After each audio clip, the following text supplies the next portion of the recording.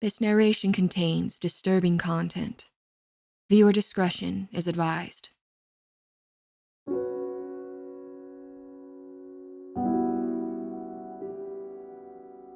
War is hell on earth. That is an understatement by all means. I never saw myself as a hero or some chivalrous man with dutiful honor. That's how I thought I'd be. Yet, upon seeing the horrors in the Argonne, did I realize those old stories of knights and honor are nothing but myths. After coming home, I became nothing but a shell of the man that I used to be, haunted by visions of my past and nightmares of the reality of chaos. I also did not expect how harsh life would be after the fact. Upon my return to the States, I held nothing to my name. My parents died when I was young. I held no siblings. My career hired new workers in the fields. I possessed nothing but what little the army paid. If it wasn't for the sweet mercy of a distant cousin, Abigail, I would be out on the streets. She took me into her home, looked after me. I hadn't seen her since before I left for Europe, but she'd changed since then. She lost her husband to the ravenous nature of war. She, once so filled with life and joy, became withered to the bone. She hardly ate. Her once immaculate figure became malnourished. Her eyes sat within deep gray sockets upon her pale face. Her hair, strangely enough, began to gray at the roots. Grief corrupted her, as it did me. We understood each other, though we rarely spoke. Abigail lived out beyond the wheat fields of many large families. Sitting on her porch, one could see the miles upon miles of golden crops, though Abigail herself owned nothing. Her home lined the forest, for her family used to work those fields when they first established themselves within the States. Her home, the same as it was no more than 30 years before her family built it, was dilapidated and crumbling from its wooden foundation. The inside, rather large, smelt of decay and mold. I did not mind, for she did not work, and neither did I. I'd seen worse, and she imagined worse. During the time that I lived with my sweet cousin, I suffered from the most awful night terrors. Often did I see great hulking trees filled with limbs of the dead, scattered and strewn about its gnarled branches. In the distance, a great city burned. I could still hear the screams of the dying, death throes gnashing in pools of mud and water. The dead that hung from the tree looked upon me. Their pale yellow eyes stared into my very soul. They dared not say anything to me, though I begged them to do so. Often in my dreams, I wept at the base of a large oak, crying out that they forgive me for living. I knew that it did not happen that way in life. I remember that tree. I remember whose limbs dangled from the kindling. I remember whose dead eyes stared upon me. I remembered that I turned my back and ran. I would awake from the reoccurring terror in the middle of the night. One night in particular, I heard the strange sound of footsteps roaming through the home. An intruder, I told myself. Yet upon investigation, it was no more than Abigail, roaming the home like a specter in the netherworld. I never made my presence known to her. I just watched from the shadows as she pored over old books, reading softly to herself. She would sway back and forth, tapping her finger to her chin. Every so often, she would twitch her neck, as if a thought of grief slithered down her spine. I pitied her, and she pitied me. Her wandering took place almost every night. I would awake roughly around the same time and watch her from the shadows. I feared that she might harm herself. I feared that she would lose what little sanity remained. That is what I told myself at the time. But upon reflection, I found myself happy that I did not live alone with such grief. A terrible thought, that, yet honest. I would listen to her mourn and ask what happened to her loving husband, Maddox. That pain I could never know. For those that I lost, I saw expire. She lived in the shadow of mystery. Harsh it was, and cold, too. She did not mourn for the loss of her husband. He did his duty. She said so most nights. It was that she never heard word, never heard that he was truly dead. The awful thoughts of the worst kind fill a person's mind when doubts mixes with anguish. How terrible she must have felt. How desperate. I watched her for months. She read over different books most nights, all of which I was unfamiliar with. She did have a favorite one that she never read aloud. Black was its spine and binding. Strange symbols laid engraved on its cover in gold and silver. A pyramid there was, and a vast city too. She wept harder than I'd ever seen as she turned its thick cream pages. It brought her pain to read, but she trekked on for some reason. Grief creates such a strange ambition. Never had I seen such a book, and I could not find it during the day. She hid it away, only to read it under the shadows of the night. Abigail awoke me from a night terror one night. The sound of the front door echoed throughout the home as she closed it behind her. She tried her best not to disturb me, but war makes all men light sleepers. I looked out the window, watching as she strolled off towards the tree line, away from the golden fields in the distance.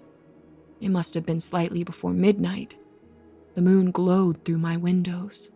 The stars glistened on the horizon. It was a cool summer night.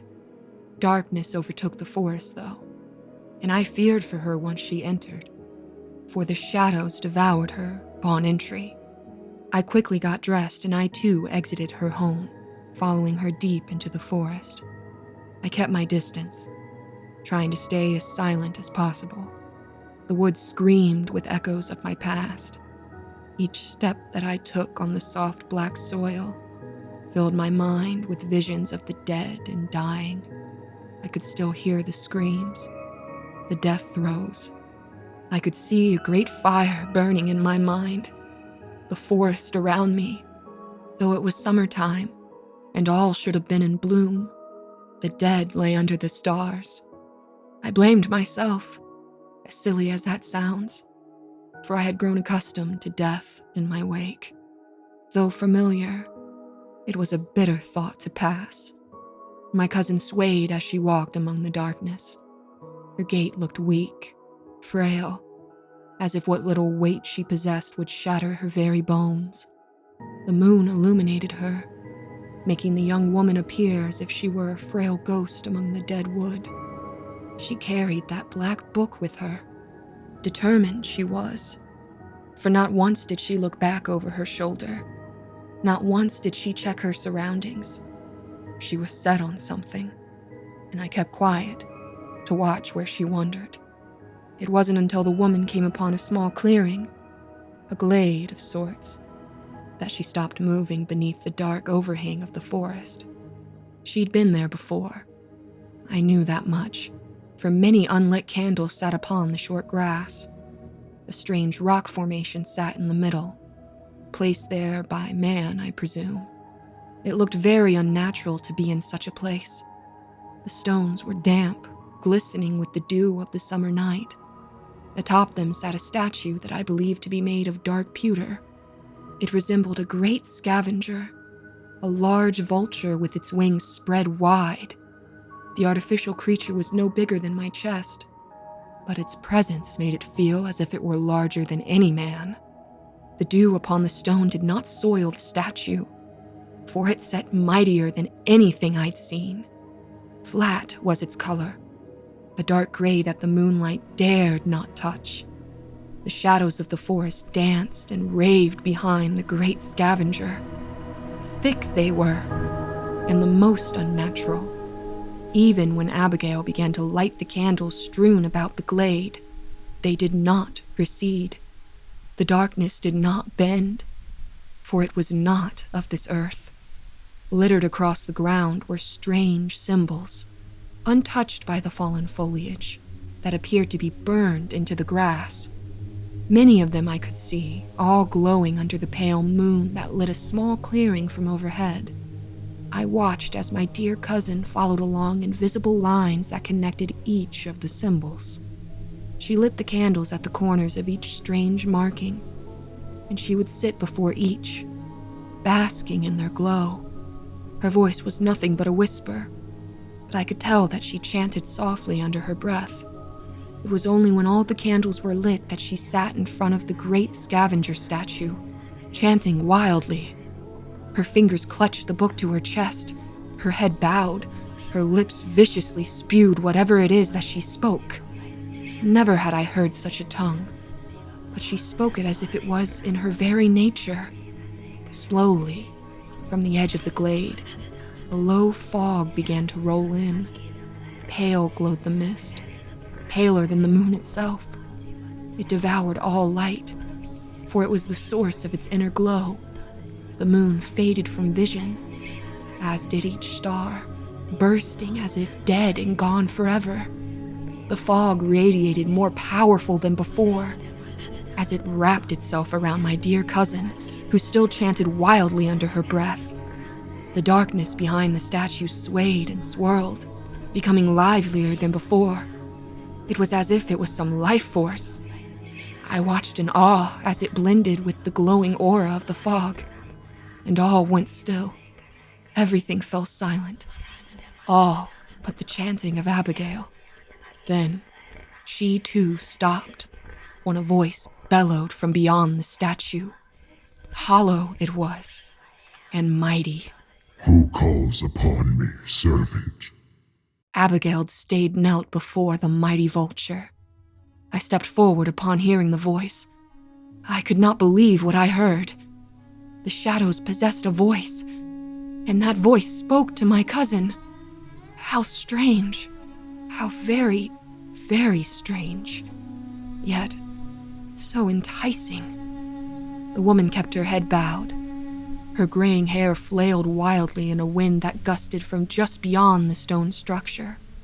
She said, "One who wishes to see a person who is lost." There was a calm silence. The shadows stayed thick. Still, it was only after a few seconds that the voice came again. Do you realize who you have called upon? "I do," Abigail said.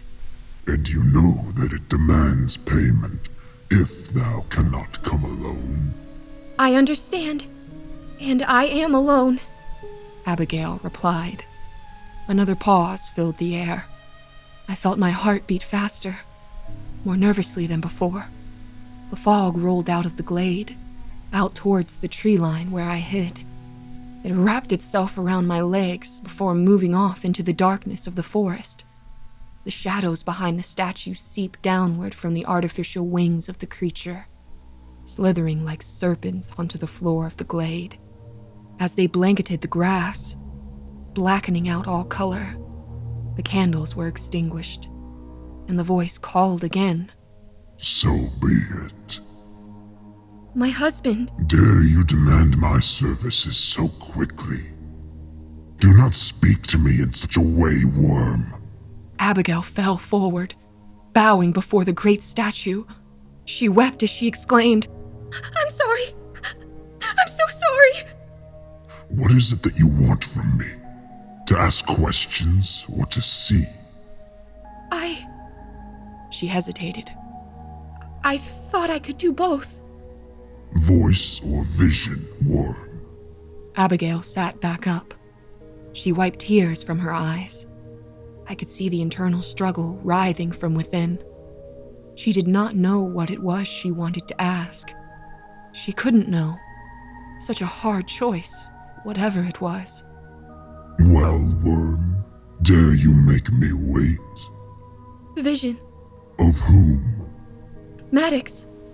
My dear Maddox." As the name left her lips, a great swirl of darkness erupted behind the statue. It thickened and spewed a bile of shadows across the glade.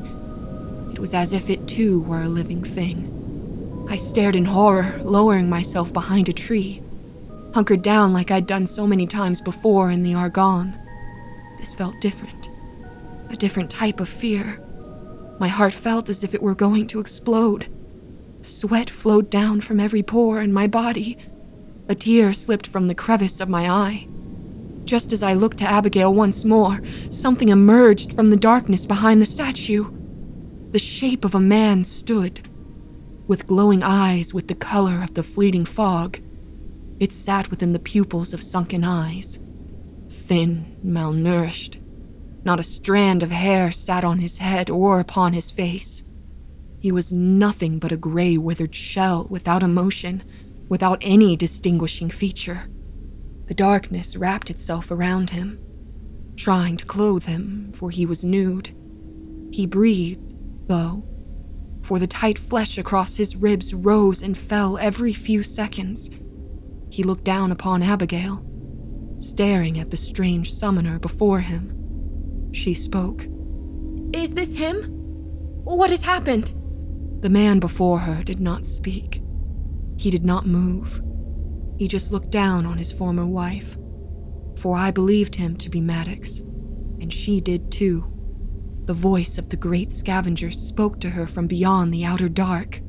Do you wish to see that too, Worm? Do you truly want to know how he came to be? She nodded. I do. Payment will be needed. Show me! She demanded, screaming to the figure of the man before her. Show me! I need to see. I must know. What happened? So be it. Just as the words echoed from the shadows, the vision of the man faded. He no longer stood before my dear cousin. Instead, the shadows peeled back, revealing a great corridor that led into some great beyond. I could see nothing at first, not until I squinted my hazy eyes. Then I could see within the greatest horrors of my life. I could see burning trees, fields of gas, men screaming and crying in the mud. I could see the great city burning. I could see my friends strewn about. Then, from the darkness it rose. The tree from my night terrors. It loomed over all other visions. The light of the burning city danced across its decayed bark. It stood before me, an omen of hell itself. The dead laid strewn before it. The limbs dangled from the branches, and they too burned from the great battle that raged. I know that is what I saw, but I could not account for Abigail, for she stared ahead, stared off deeper into the corridor. But whatever it was that she saw broke her deep within. She screamed wildly, covering her face with her hands. She wept, crying out into the sky. But her eyes could not tear away from the horrors that befell her husband. Whatever they were, I do not know, but I could only imagine. She shrieked and screamed. No! She shouted. No! It cannot be so! It cannot be so! It is so. The haunting voice echoed from the dark. No! No! No! No! Your own darkest fears are what I have shown you. Satisfied, are you, Worm? I dare not believe it! She shouted, falling back to her knees. There was a quick silence before the air split with a horrid howl of wind and screams. The voice spoke over top of it, loud and horrifying. Dare you call me a liar, Worm? She did not respond. You have lied to me, and you dare speak of such treachery of me? I have done as you have asked, Worm. Payment is due. And what is it that you ask of me? Reveal yourself. The voice echoed. I don't understand. She said. Your shadow. Reveal yourself. My heart froze. I knew of what it spoke, but Abigail did not. She did not know I had followed in her steps to the glade. Oh, how guilty I felt. How foolish I felt for going. I stood from behind the tree, daring not to defy whatever spoke beyond the dark. I moved forward, stepping out into the glade as I did. Abigail turned slowly, looking upon me with such distaste and ill favor.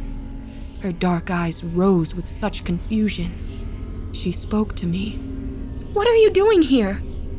I didn't respond, for the creature beyond the dark replied for me. He too suffers as you do. Watching you in your grief has brought him some form of comfort. He too cannot move on. Say, worm, is it me who is the liar, or do you see now? Abigail and I became lost in one another's eyes. She looked at me with such a distaste for my utter existence. She knew what I had done, even though I was ignorant to the fact. Tears flowed down her face, and I heard her voice say, Do not blame yourself, cousin. What say you, worm? Nay, she said. it is I who is the liar. And with that, the darkness rose all around us. We sat engulfed in the thick ribbons of the abyss. It only lasted a second, but I heard Abigail scream. She cried out in pain, and I could not see her. I could not see what took place just beyond the dark. Then, as if nothing had happened, all went silent and still. The darkness receded back into the trees. The fog lifted. The stars returned. The moon as well. I stood alone, though, alone in the glade. The rocks laid stacked in the center, but the statue of the great scavenger vacated, nowhere to be found. I called out for Abigail. She did not respond. I knew that something had happened to her. I knew that it was all my fault. And so, I left the woods to bear my grief alone.